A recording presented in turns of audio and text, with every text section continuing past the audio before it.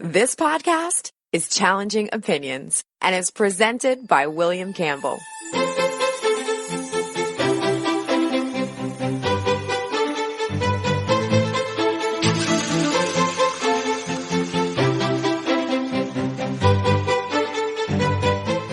Thank you for downloading the Challenging Opinions podcast for January 2020. Welcome to the first podcast of 2020. Do you have any New Year's resolutions? My guest in this podcast knows exactly what some of you out there should be doing.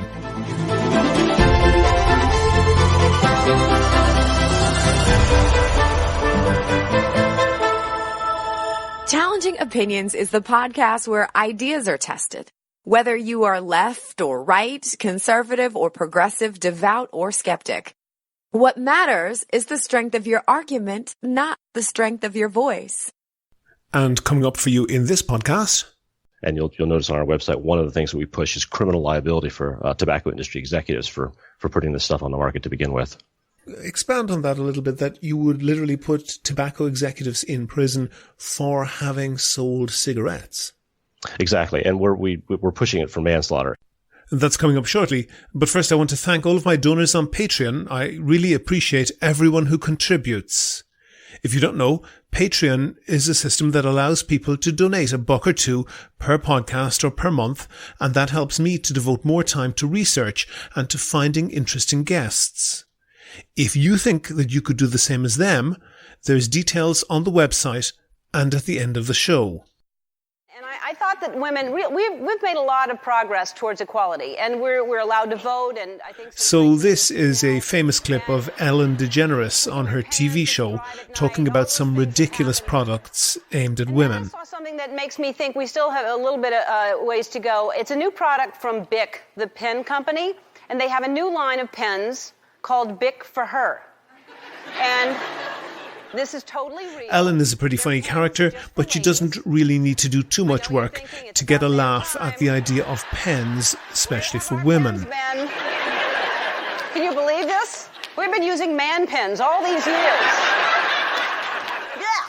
But this clip refers to one trope that was going around a while back called the pink tax. And they're just like regular pens, except they're pink, so they cost twice as much. That is absolutely true as well. The worst part is they don't come with any instructions. So, how do they expect us to learn how to write with them, you know? I was reading the back of the pack. Well, I had a man read the back of the package to me. And it said it's designed to fit a woman's hand. This is all true. I'm not making any of this up. The idea was that products aimed at women were having their prices jacked up by the evil patriarchy so that women had to pay more than men for the same products. The whole idea was really just a clickbait thing, and it was confused as to whether it referred to products that were marketed at women's preferences or products that women needed to be different to men's products because of their physiology. Ellen's example is a pretty clear case of a product that you can literally pay any price you like for.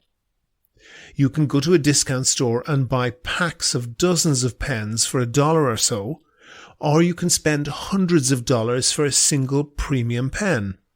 I found one pen for sale online that costs more than $5,000, but hey, it's got free shipping. And all of those pens do pretty much the same job. What you write won't be any better because you wrote it with a pen that costs thousands of times more than the cheapest pen out there.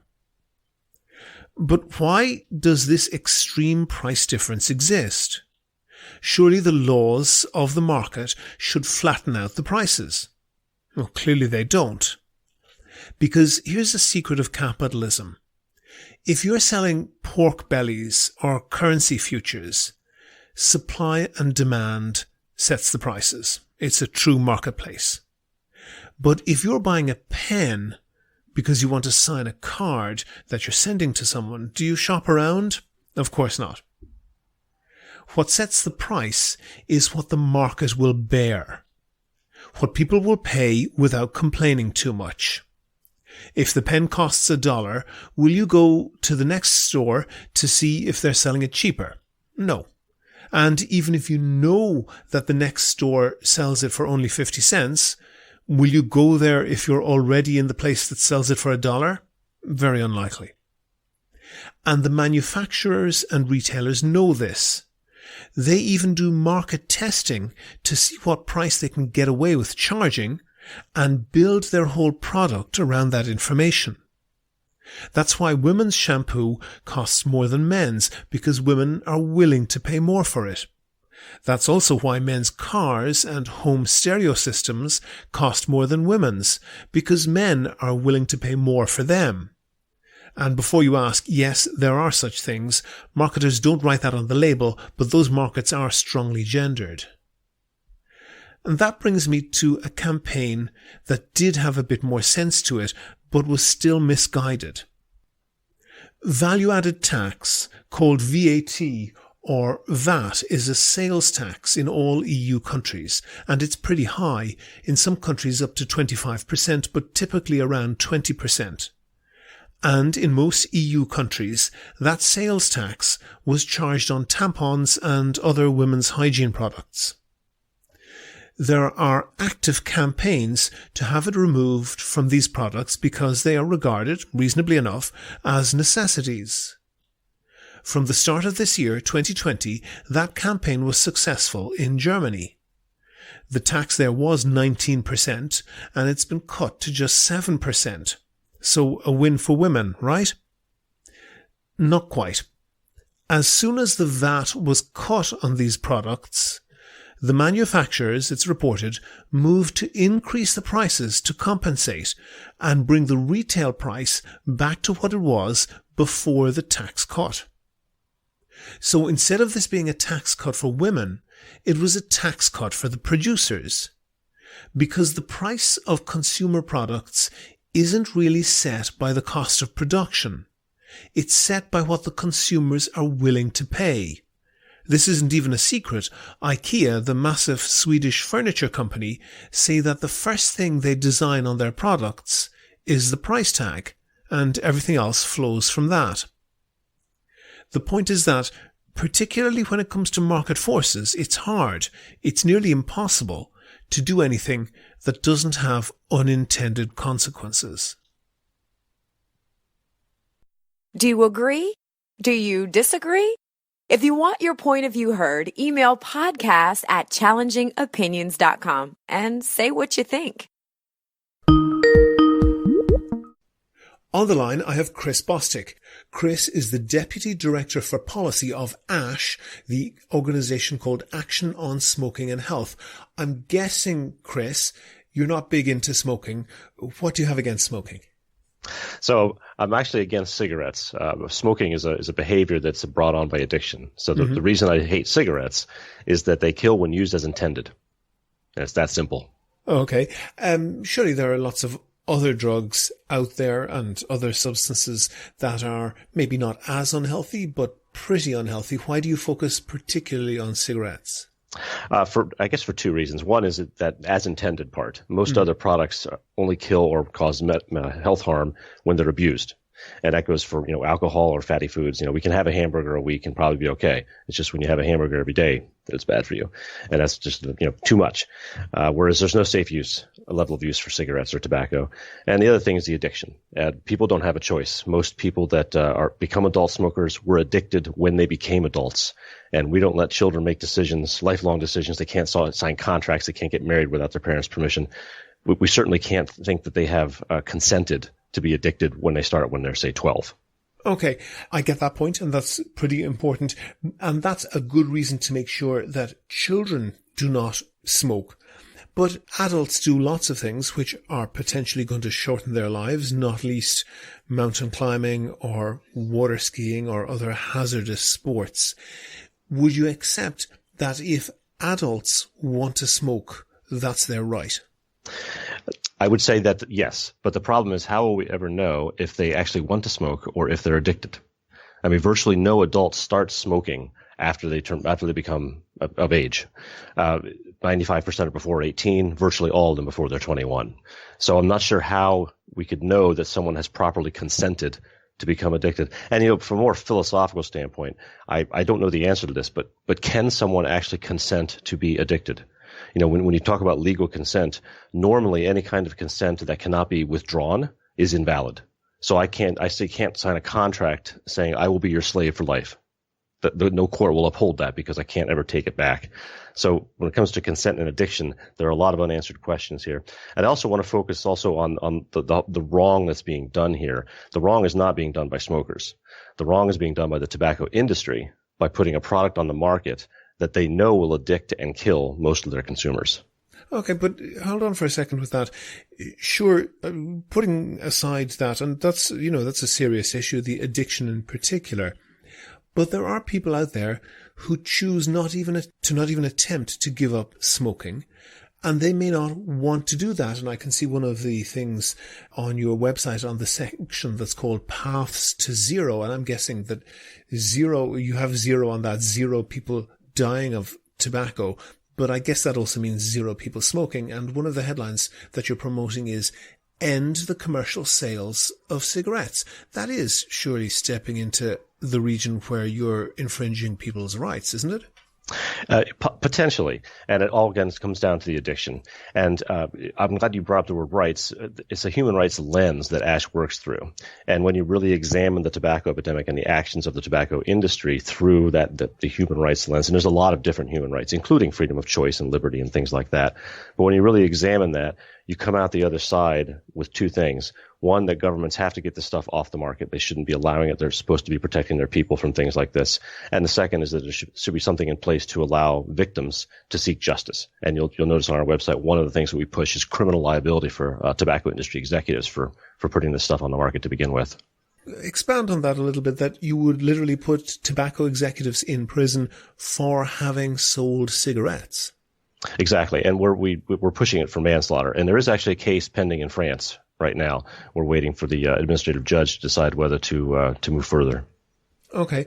Can you understand how some people, particularly in a context where, for example, marijuana has been legalized in huge swathes of the United States and in the whole of Canada, can you understand that people might get the feeling that this is perhaps more of a Puritan agenda than a health agenda?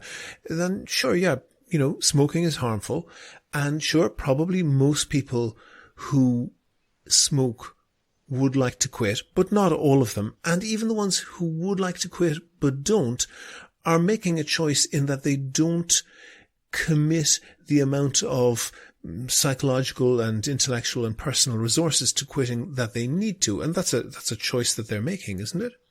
It absolutely is, and we should always be in earnest when we talk about banning the sale of something. I have a little bit of a libertarian streak in me myself, and for me, the definition of liberty is the ability to do anything you want, provided it's not harming other people. Mm-hmm. And I get how a smoker would say, well, that applies to me, and it does. But if we put that in the context of what the tobacco industry is doing, they do not have that liberty, the liberty to put something on the market they know is going to addict and kill. Oh, but that's just a second order effect. You're just saying, I'm going to limit the liberty of smokers by limiting the liberty of those who supply them with cigarettes. It does end up having that impact, yes. And I should point out that our Project Sunset is the campaign that you're talking about. It's global and in the U.S. We are trying to get rid of the sale of commercial tobacco products, not the possession or use. So there will never be a time when a police officer asks you what's in your pocket, if they're suspected it's tobacco. If you want to grow tobacco, if you want to give tobacco away to people, that's fine. We're not against indigenous use of tobacco, not only by Native Americans in the United States, but the Maori and Aborigines in Australia and New Zealand. Those practices don't cause death, as far as we know.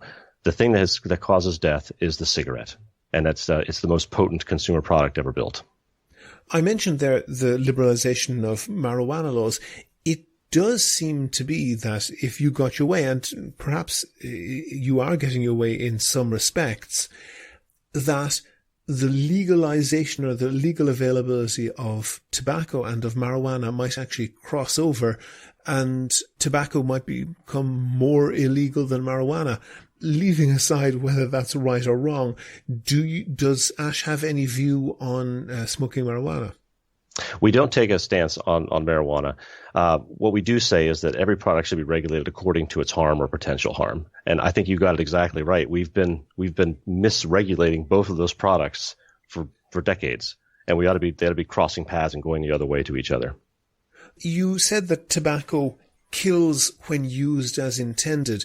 For people maybe who are not quite up on the science, can you give me a lowdown on what the exact effects are? So it affects almost every organ and system in your body. It causes almost every kind of cancer, period, has been linked to tobacco use. Not that they're all caused only by tobacco use, but that they're an additional risk factor for everything. When we focus in on lung cancer was so rare before the modern cigarette was invented that when a case came before a doctor, he would go and get the local medical students and bring them to see it because they might never see another example in their careers. And if you look at a graph of lung cancer since the late 19th century, it's staggering, and it's almost completely caused by cigarettes. And cancer is actually the minority of deaths caused by tobacco use. Cardiovascular disease and a number of other ailments like COPD and asthma are all caused by tobacco. Some studies are now showing that it's actually closer to 2/3 of long-term users of cigarettes will end up dying prematurely because of it. And they don't on average, they lose 10 years of their lives. And that's a lot of life years lost. And in terms of tobacco use around the world, because I know you're based in the United States, but your website makes it clear that this is a global campaign. Obviously, in the US and probably in other westernized countries, tobacco use, cigarette smoking is trending downwards quite sharply. Is that true around the world? It's not.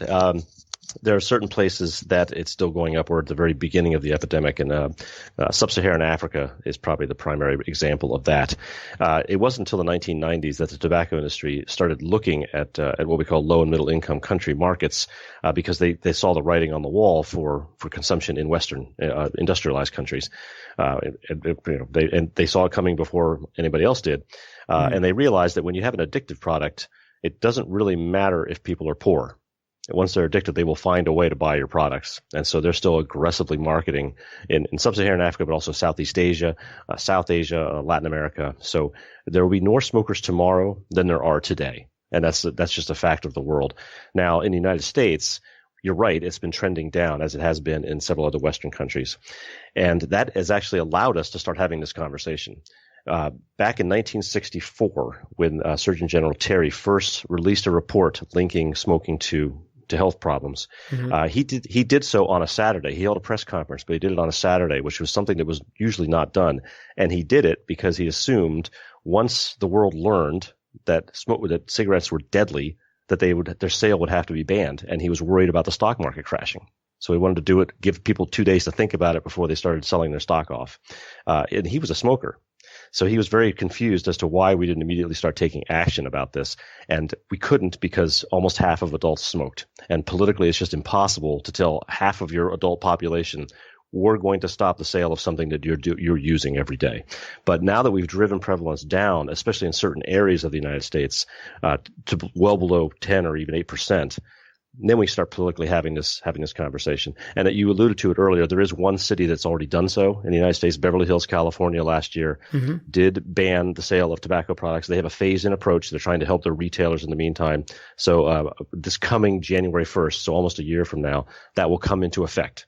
But there's several other cities right behind them. Manhattan Beach will vote on it in February. Hermosa Beach, which is another neighbor of Beverly Hills, will do so later in the year. And there are at least a dozen other cities that I know of in the United States that are pushing to do this. And now there's some cities around the world that are looking at different various policy options to get these things off the market. I'm not sure of exactly how the marijuana laws work in California, but it's relatively liberally available. That does sound like there's going to be a situation whereby you can open a shop selling marijuana, but not tobacco, which is ironic, perhaps. But there is some irony there, and I will point out in California when they legalized the sale of marijuana, they gave every city the right to opt out. So Beverly Hills actually does not allow the sale of marijuana, and now they're not going to allow the sale of tobacco. But you're right, and there's no doubt in the future there will be some cities that allow marijuana sales, but not cigarettes. What's your view on vaping? Vaping has been the bugbear in the tobacco control world for several years. And I guess there's two things I can say about it. We know that a lot of smokers want to quit, and many have tried and failed, even with nicotine replacement therapy. If they can move to e-cigarettes, they're almost definitely helping their health. There's that reducing the harm from their nicotine addiction. And so we think that they should be available for those adult smokers. At the same time, addiction is a harm in itself, and children should not be getting addicted to nicotine, not only because they might move on to cigarettes, which studies are showing some do, but also because nicotine itself is bad for a developing brain.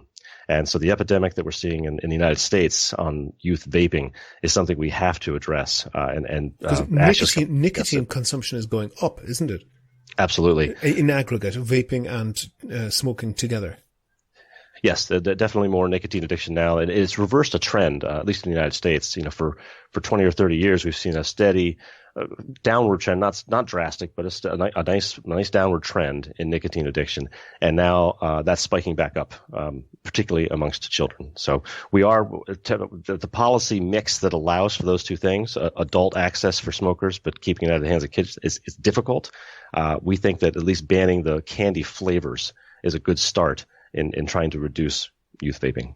What's your view? We've reported on this podcast before about the parent company of Marlboro cigarettes investing very heavily, particularly in the Juul company. They're also doing things like co-marketing and co-branding so that wherever there's a Marlboro rack in a convenience store, part of that then is intended to be used to display Juul products.